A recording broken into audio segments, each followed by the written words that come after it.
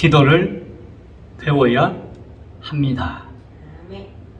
기도를 배워야 합니다. 라고 하는 제목 가운데 누가복음 11장 1절 말씀을 중심으로 소요리 문답 54번째 시간을 함께 가지도록 하겠습니다. 소요리 문답 99문을 중심으로 함께 나눕니다. 본문 제가 잠깐 다시 한번 읽어드릴게요. 예수께서 한 곳에서 기도하시고 마치심에 제자 중 하나가 여짜오되 주여 요한이 자기 제자들에게 기도를 가르친 것과 같이 우리에게도 가르쳐 주옵소서.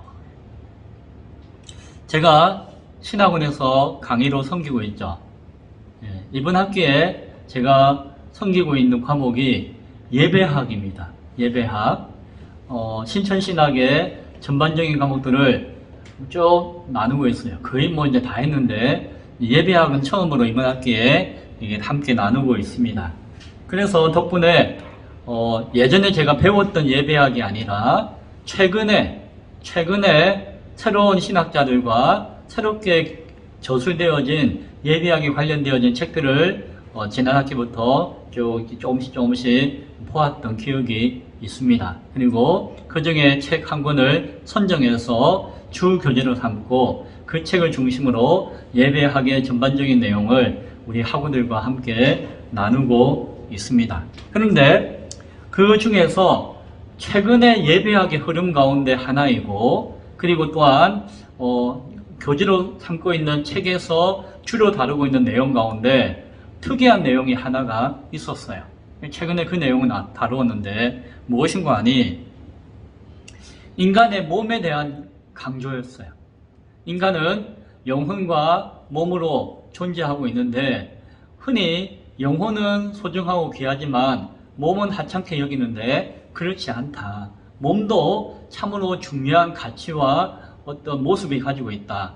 예수님께서 성육신하여서 몸을 입고 오신 하나님이 아니시냐. 그만큼 몸을 향한 뜻과 계획과 그 의미가 중요하지 않겠느냐라고 이야기하는 거예요. 맞죠? 그러니까 그렇구나라고 우리는 생각할 수가 있습니다. 그래서 이어서 하는 이야기가 따라서 우리 몸을 어떻게 움직이고 몸이 어떻게 행동하느냐에 따라서 우리에게 영향을 준다는 것이에요.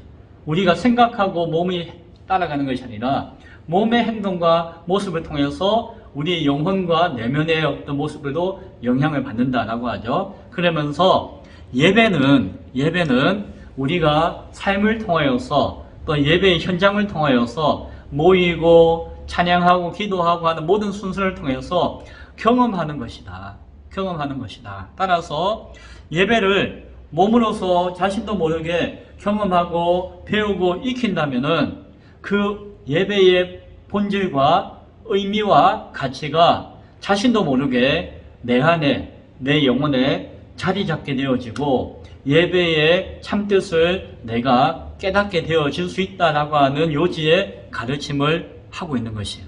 그래서 그렇게 주장하는 흐름의 내용 가운데 하나는 무엇인가 하니 따라서 조직신학이나 어떤 신학적인 어떤 기준 아니면 성경적인 기준을 가지고 예배는 이것이다. 예배는 이러이러해야 한다. 예배는 이렇게 드려야 된다라고 하는 그것들이 예배를 드리는 것보다도 우선되어지는 것이 아니다라고 주장하고 가르치는 흐름이 있다는 것이에요. 요는 쉽게 이야기하면은 예배는 이래야 된다 저래야 된다 막 따지지 말고 예배 드리는 것이에요. 예배 드리다 보면은 저절로 다 알게 되어진다라고 하는 인식을 가지면서 예배 드리는 것이 예배의 현장이 어떤 신학적인 어떤 사조와 논조와 가르침보다도 우선되는 것이다 라고 하는 입장에서 가르침을 주고 있습니다. 그것이 최근에 예전학에서 이게 주장되어지고 가르쳐지고 있는 중요한 흐름 가운데 하나인 것을 보게 되어져요. 아멘이 아니에요. 그런데 여기에서 조금 여러 가지 생각이 드는 거예요. 그래서 제가 섬기고 있는 그 학우들과 이런 이야기 합니다.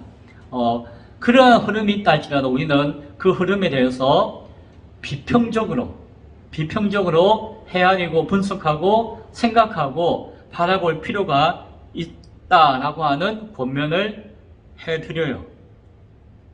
예배를 통해서 우리가 어떻게 은혜를 받고 어떻게 체험을 하고 변화를 얻는 것도 사실은 중요하지만 더 중요한 것은 바르게 예배하는 것이 무엇인가에 대해서 성경을 통해서 고민하고 생각하는 것이 최소한 함께 이루어지거나 최소한 먼저 이루어져야 할 필요성이 있다라고 하는 것을 우리는 생각하지 않을 수가 없어요. 사실은 예배 드린다라고 하는 사람들은 하나님을 믿는 사람들도 예배 드린다고 하지만 사실은 예수님을 모르던 유대인들도 이스라엘 백성들도 하나님 앞에 예배 드린다라고 했었잖아요. 물론 제사와 여러 가지 모습이지만 그리고 바알 선지자나 여러 가지 우상을 섬기는 선지자들과 이방 종교인들도 각자의 신을 향하여서 각자의 모습과 각자의 환경에 따라서 예배한다라고 생각하면서 예배의 형식과 예식을 가졌거든요. 그렇다면은 그들이 아무리 열심히 드리고 그들이 아무리 화려하게 드리고 그들이 아무리 역사적인 전통을 가지고 드린다 할지라도 하나님께 온전히 예배하지 않는 모습을 가진다고 한다면은 그것은 예배가 아니다. 최소한 올바른 예배가 아닌 것을 우리가 지적하거나 분별할 수 있어야 한다라고 하는 것이.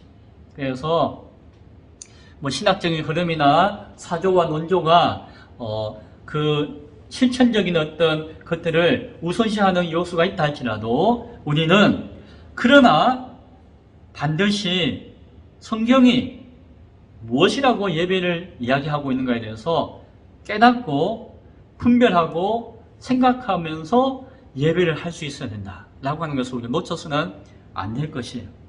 그렇지 않다면 어떻게 될까요? 그렇지 않다면은 평소에는 몰라요. 이게 문제인지 저게 문제인지 잘 모르는데 아주 위급한 순간, 아주 위기의 순간이 왔을 때 예배가 그 중심이 흔들리게 되어지고 예배의 중요성이 상실되게 되어지고 어떻게 예배해야 하는가에 대한 방법이 혼란스러워질 수가 있다라고 하는 것이에요. 오늘 코로나 팬데믹 이후에 전 세계적으로도 그러하지만 특별히 한국 교회의 예배의 모습 가운데 그런 모습이 나타났잖아요. 어쨌든 예배를 그치게 되어지고 이전에는 전혀 상상도 못했던 이상한 예배의 방법을 가지고 예배를 대체한다라고 이야기하기도 하고 이것이 옳으니 저것이 옳으니 하는 가운데서 예배의 혼란이 가중되었고 예배의 혼란으로 말미암아 결국에는 교회의 혼란이 주어지게 되었고 어쨌든 한 2년여의 시간 가운데 교회는 큰 상실감과 또한 큰 피해를 받게 되었다라고 하는 것을 보게 되었죠. 그 모든 것들의 가장 큰 원인이 그 이전에 예배가 무엇이며 예배는 어떠해야 하며 어떠한 상황에서는 어떻게 예배드려야 하며 이렇게 예배해서는 안 된다라고 하는 성경적인 중심과 가르침과 내용에 대한 분명한 인식들이 교회 전체 가운데 강하게 자리 잡지 못했기 때문에 그러한 결과에 이르렀다라고 해도 틀린 말은 아닐 것이에요. 그래서 예배에 대한 예전에 대한 시대적인 사조가 그렇다 할지라도 우리는 그것을 따라갈 것이 아니라 그럼에도 불구하고 그것에 대한 모순과 그것에 대한 잘못을 우리가 지적하고 또 다른 대안으로서의 모습을 갖추는 것이 필요하다라고 하는 것을 예배학을 가르치면서 우리 학우들과 함께 나누었던 시간이 있었습니다. 왜 오늘 이런 이야기 할까요? 기도도 마찬가지예요. 기도도 똑같습니다.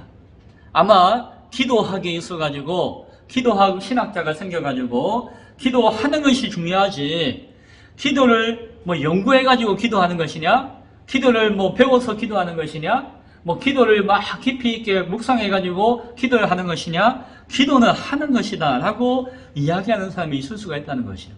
물론 한편으로는 맞는 이야기일 수도 있겠죠.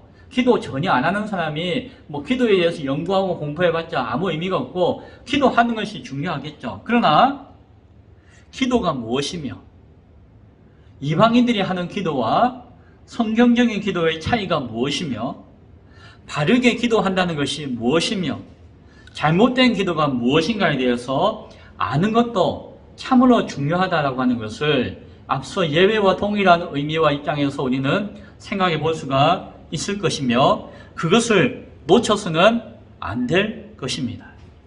어쩌면은 우리 한국 교회만큼 전 세계적으로 가장 기도 열심히 한다, 잘한다라고 이렇게 칭찬받고 자랑했던 교회가 없었어요.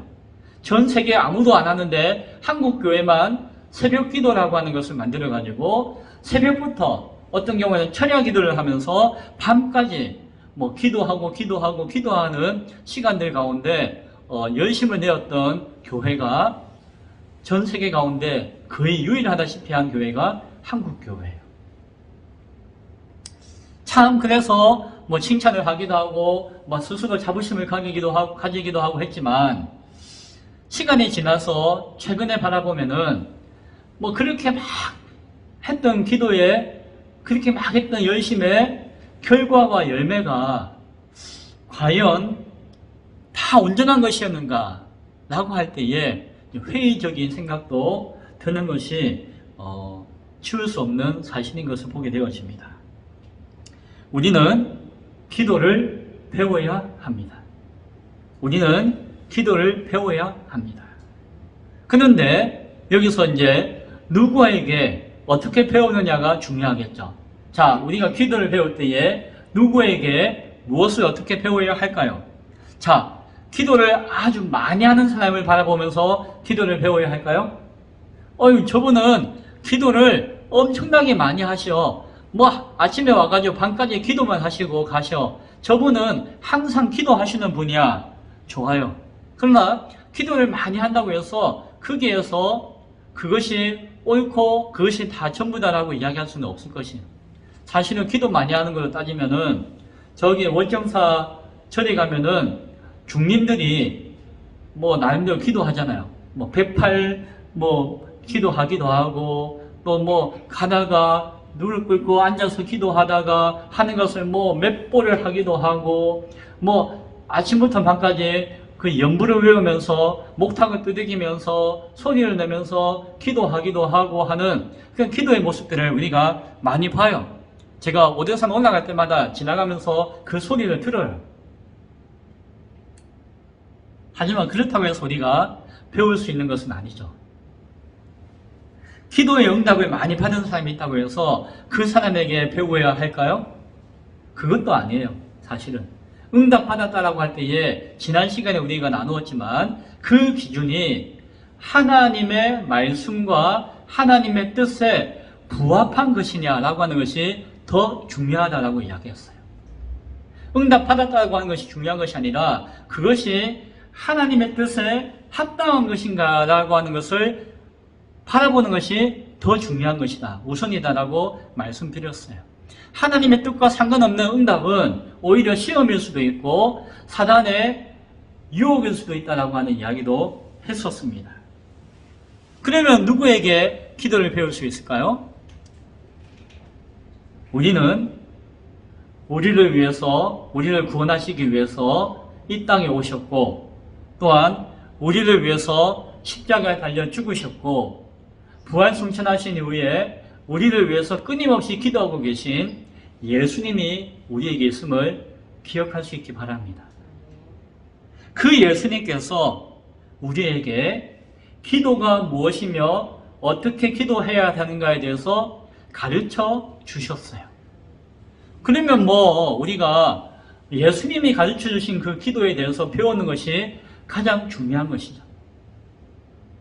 예수님께서 가르쳐 주신 그 내용을 알고 배우는 것이 중요한데 그것을 우리는 주기도문, 주님이 가르쳐 주신 기도, 주님의 기도라고 부르기도 합니다. 자, 소율이 문답 99문의 문과 답을 제가 읽어드리겠습니다. 99문. 하나님께서 우리의 기도를 지시하시려고 주신 법칙이 무엇인가? 답. 하나님의 모든 말씀이 우리의 기도를 지시함에 유용한 것이나 특별히 지시하신 법칙은 그리스도께서 그 제자들에게 가르치신 기도니 보통으로 주기도문이라 하는 것이다 라고 이야기하고 있죠. 오늘 99문에서 이야기하는 것은 무엇입니까? 하나님이 우리에게 가르쳐 주시고자 하는 기도의 법칙이 있다. 무엇이냐? 라고 할 때에 답은 성경에 있는 모든 말씀이 우리를 기도에 대한 가르침에 유익한 것이다. 그러나 특별히 지시하여 주신 법칙이 있는데 그것은 예수님께서 제자들에게 가르쳐 주신 기도의 모습인데 그 이름을 하여서 주기도문이라고 부르는 바로 그것이다 라고 이야기하고 있는 것이죠. 소유리문답 88문에서 우리가 배웠던 기억이 납니다. 생각이 날똥말똥하지만 예수 그리스도의 그 구속의 유익을 전하는 외적이면서도 통상적인 것, 겉으로 드러나면서 보편적인 것에 대한 수단이 무엇이냐라고 할 때에 세 가지가 있었습니다. 말씀과 성례와 기도라고 하는 세 가지를 우리가 배웠습니다. 성례는 세례와 성찬이 있었는데 한마디로 보이는 말씀이다라고 이야기할 수가 있었습니다. 그래서 세례도 성찬도 그냥 행하는 것이 아니라 말씀에 따라서 행하는 것이고 세례를 통해서 성찬을 통해서 드러나는 것은 결국 그 말씀인 것을 우리가 바라볼 수가 있었습니다. 마찬가지로 기도도 그러합니다. 기도 또한 역시 말씀에 근거한 것이어야 하며 또한 오늘 소유리 문답에서 이야기하는 것이 바로 그것이에요.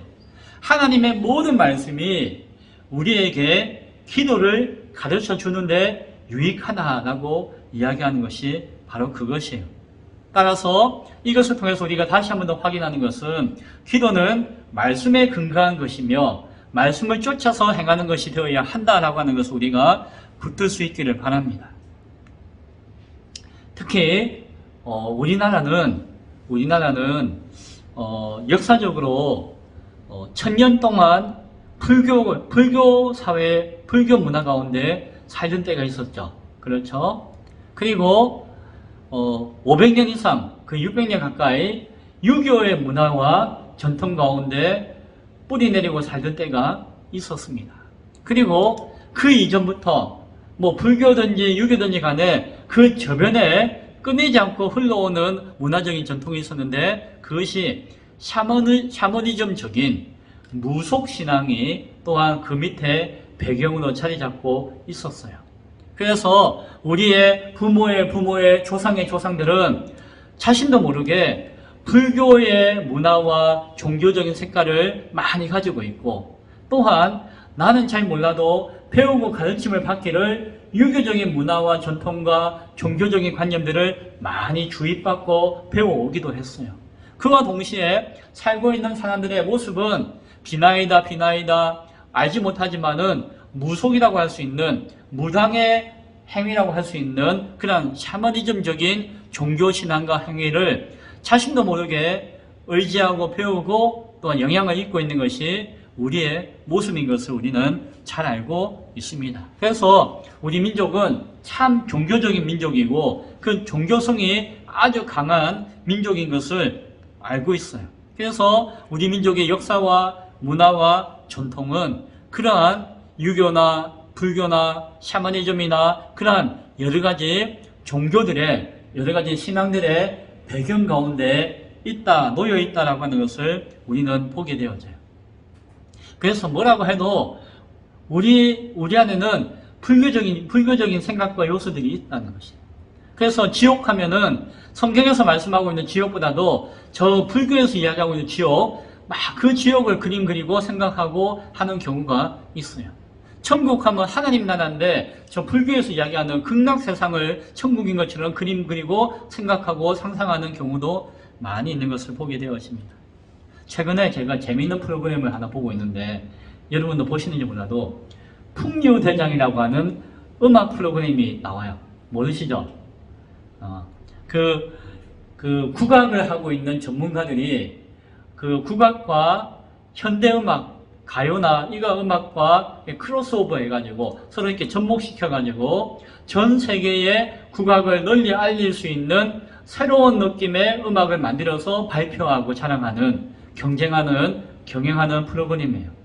재밌습니다. 제가 꼭 빠뜨리지 않고 보는 프로그램인데, 그런데 그 프로그램을 보다가 제가 하나 새롭게 알게 된 사실이 있는데 뭔가 하니, 경기 민요, 우리 잘 모르잖아요. 아무튼 경기 민요의 아주 중심되는 사상 가운데, 근원 가운데 하나가 무엇인가 하니, 창부타령과 같은 무속이에요. 무속. 무당이 굿하고 노래하고 춤추고 하는 그 흐름이 경기 민요에 아주 중요한 자리를 차지하고 있다라고 하는 것을 알게 되었어요. 그래서 그게 참가하는 한 사람이 경기 민요의 무형문화재 이 정도 되는데, 그 하고 있는 일이 뭔가 하니 무당이에요. 남자 박수무당. 그래서 그가 자기가 가지고 있는 장비를 가지고 현대음악에 맞춰서 노래를 발표하는데, 자신이 무당이니까 그 무당이 푸닥거리 하듯이 노래를 하는 거예요. 그래서 그 방송에서 그냥 민요를 바꿔서 노래 부른다라고 이야기하는데 한바탕 큰 굿을 하는 것을 보게 되었어요. 그래서 저는 그걸 보고 약간 충격을 먹었어요. 야, 방송에 저렇게 굿하는 것이 이렇게 막 화려하게 강력하게 나타나는구나 라고 하는 것을 보고 약간 충격을 먹었어요. 그러면서 생각하는 것이, 아하, 그렇구나. 우리의 전통과 문화 안에 저 굿과 같은 어떤 무속적인 샤머니즘적인 종교적인 영향이 이렇게 나도 알지 못하는 가운데서 크게 더 많이 영향을 주고 있구나라고 하는 것을 새삼스럽게 깨닫게 되었습니다.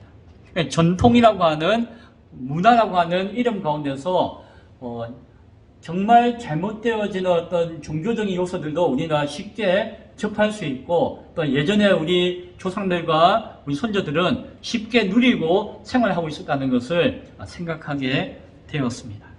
자, 그런데 이런 불교나 유교나 샤머니즘에서 기도를 할까요, 안 할까요? 하죠. 기도 열심히 합니다. 기도 열심히 합니다. 기도라고 하는 이름의 그 행위와 그것을 표현하고 있는 문화를 가지고 있어요. 무당이 춤을 추고 노래하고 구슬하고 하는 것도 일종의 뭐죠? 기도예요. 자신이 섬기는 귀신에게 기도하는 행위가 그렇게 나타나는 것이죠.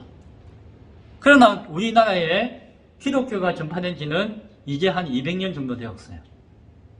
아직까지도 그 수천 년의, 수백 년의 그 역사와 전통의 문화와 싸우기에는 그 기독교의 문화와 전통은 아직 우리 가운데 아주 뿌리 내려 있지는 않아요.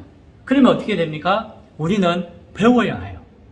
그냥 가만히 앉아서 습관적으로 행동으로 접해서 얻는 것들은 성경적이지 못한 것들이 나도 모르게 주어져 있고 배울 수 있기 때문에 우리는 성경을 읽고 성경을 가르치고 성경을 통한 바른 교리를 세워서 우리의 신앙의 요소들을 하나하나 배워야 하는 것이에요. 그리고 잘못되어지거나 나도 모르게 따라가고자 하는 그런 것들과 분별하여서 무엇이 옳은가에 대해서 생각하고 고민하고 따라가야 할, 우리의 신앙을 세워야 할 노력이 아직은 우리에게는 필요한 것이에요. 그런데 기도도 마찬가지인 것을 보게 되어집니다. 따라서 기도를 하는 것도 물론 중요하지만 우리 한국교회 가운데, 우리 가운데 또 예수님께서 가르치는 가운데서 더 중요한 것은 무엇이다? 바르게 기도하는 것이 중요하다는 것을 우리는 기억해야 할 것입니다. 주기도문에 대해서 이제 우리가 공부한다고 했죠. 이 주기도문이 성경에 기록되어 있는 곳은 두 곳이에요. 하나는 마태복음 6장이고 하나는 누가복음 오늘 읽었던 11장에 나와 있는 것이에요. 그런데 누가복음에서는 그 내용이 좀 짧고 마태복음에서는 그 내용이 구체적이고 풍성해요. 그래서 우리가 흔히 주기도문하고 암송하고 이야기하는 것은 마태복음에 나와 있는 주기도문을 가지고 우리는 이야기하고 있죠. 그런데 이 마태복음에서 예수님께서 너희는 이렇게 기도하라고 가르칠 때에 마치 예수님께서 직접 제자들에게 필요하셔서 가르친 것처럼 이렇게 보여주고 있지만, 그러나 누가복음은 그 전후 맥락을 분명하게 우리에게 구체적으로 보여줘요. 무엇입니까? 주기도문은 제자들이 먼저 예수님께 요구한 것이었다는 것이.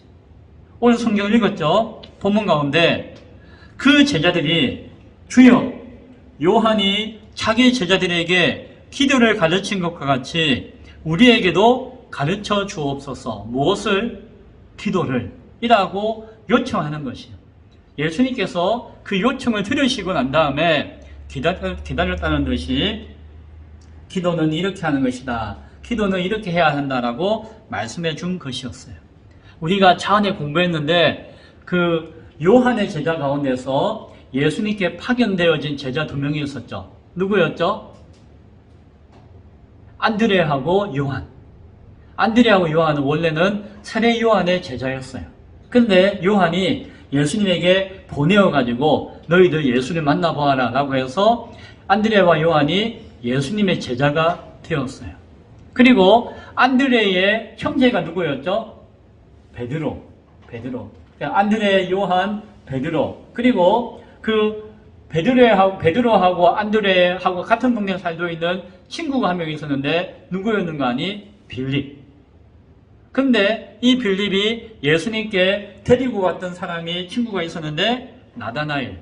그래서 안드레와 요한과 베드로와 빌립과 나다나엘 이 5명은 다른 제자들보다도 가장 먼저 한 6개월에서 1년 먼저 예수님께 찾아왔던 제자들이었어요. 그리고 이 5명의 제자들은 세례 요한의 제자였거나 세례 요한의 가르침과 말씀을 듣고 배웠던 사람,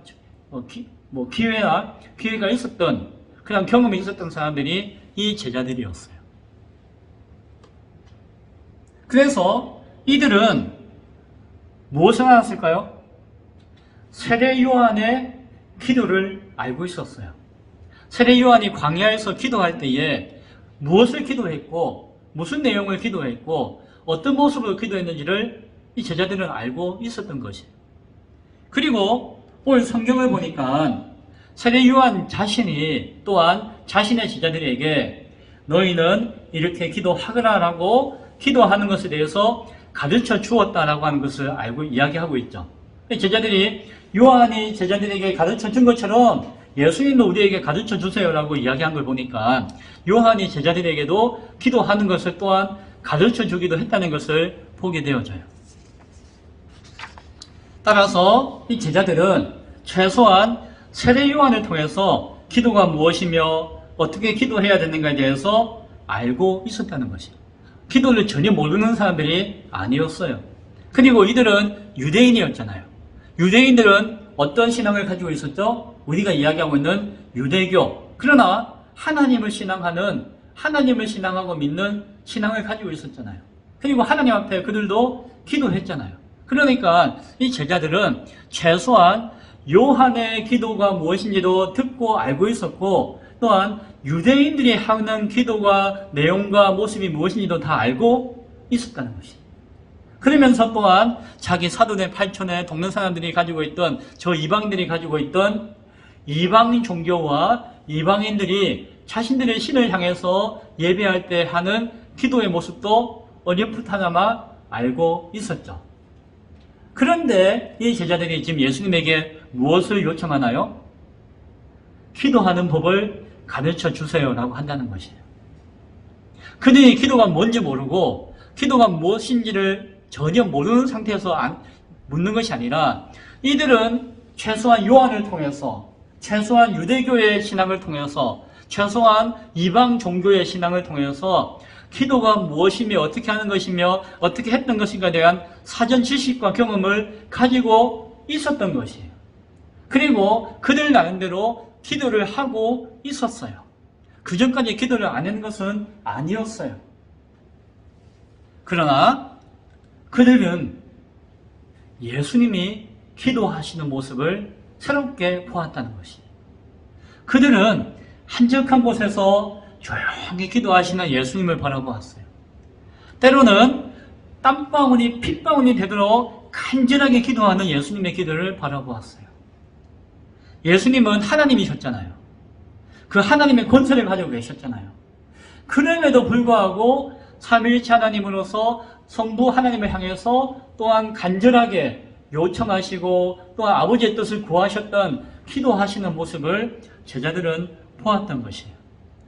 시간이 없음에도 불구하고 시간을 내어서 끊임없이 기도하시고 무엇을 하시기 직전에 그 이전에 반드시 아버지 앞에 기도하셨던 예수님의 모습을 그들은 보았습니다. 그러면서 제자들은 예수님의 기도는 세 요한이 하고 가르쳤던 기도와 다르다는 것을 알았어요. 그들은 예수님의 기도는 유대인들이 이스라엘 백성들이 해왔던 기도와는 다르다는 것을 알았어요. 그들은 저 이방 종교의 사람들이 이방 신을 믿는 사람들이 했던 기도와 예수님의 기도는 다르다고 하는 것을 알았던 것이에요. 그래서 예수님 앞에 요청한 것이에요. 예수님, 우리가 기도를 배우고 싶습니다. 기도를 안 했던 것도 아니고 기도를 몰랐던 것도 아니고 기도라고 하면은 나름대로 다 알고 있었던 그들이었지만 예수님 앞에 예수님을 통해서 새로운 기도에 참된 기도에 그 말씀의 능력이 나타나는 기도의 모습을 바라보았기에 그들은 예수님 앞에 겸손하게 기도를 배우고 싶습니다 라고 요청했던 것이에요. 그들이 예수님 앞에 구했기 때문에 예수님은 그들에게 예수님의 가르침의 뜻을 따라서 기도가 무엇인가에 대해서 말씀해 주신 것을 우리는 바라보게 되어집니다. 예수님은 그냥 많은 말씀 가운데서 주기도문을 툭 던지신 것이 아니라 제자들에게 바른 기도를 배우고자 하는 그 마음을 보시고 그 자세를 보시고 그 간구를 보시고 말씀해 주셨다라고 하는 것이에요. 사랑하는 성도 여러분, 오늘 우리에게 바른 기도를 배우고자 하는 마음을 가지고 계십니까? 주님 앞에 그러한 마음으로 요청하신 적이 있으십니까? 아니면 내가 예전에 해왔던 대로, 아니면 누군가에게 배운 대로, 아니면 나에게 편한 대로, 내가 그냥 기분이 편안하고 좋은 대로 그렇게 기도하고 있지는 않았습니까? 아니면 아예 기도가 뭔지도 모르고 기도한 적도 없습니까? 생각해 볼 수 있기 바랍니다. 이제 말씀을 맺고자 합니다. 오늘 소율의 문답 99문은 하나님께서 우리에게 가르쳐 주시기를 원하시는 기도의 법칙이 있는데 그것이 예수님의 제자들에게 가르쳐 주셨던 주기도문이다 라고 하는 것을 밝혀주고 있습니다. 그리고 이제 우리는 다음 주부터 이제 연말까지 5주 동안 5주의 시간이 있는데 이제 주기도문의 내용을 하나하나 조금씩 배우게 될 것이에요. 기도하지 않았습니까? 그동안 기도하지 못했습니까? 이제 기도를 배워서 기도할 수 있기를 바랍니다. 만약에 예수님의 기도를 더욱더 온전히 배우기를 원하십니까? 말씀과 진리 안에서 새롭게 기도에 대해서 경험하고 배울 수 있기를 바랍니다. 그래서 기도는 우리 영혼의 호흡이라고 하는데 숨 쉬는 게 참 중요하잖아요. 아무리 맑은 공기가 있어도 내가 숨을 쉬지 못한다면은 그 맑은 공기가 무슨 의미가 있겠습니까? 맑은 공기와 같이 하나님의 말씀이 나에게 주어졌지만 내가 기도라고 하는 호흡을 통해서 그것을 마시지 않는다면은 그 말씀을 내가 기도를 통해서 접하지 않는다면은 그 기도가 그 말씀이 무슨 의미가 있겠습니까? 오늘 우리 모두가 바른 기도를 통해서 건강한 호흡, 바른 호흡을 얻을 수 있기 바랍니다. 그래서 영혼을 새롭게 할 수 있는, 삶을 새롭게 할 수 있는, 우리의 신앙을 새롭게 할 수 있는 능력 있는 기도의 용사들로 하나하나 세워줄 수 있기를 간절히 축원드립니다. 기도하겠습니다.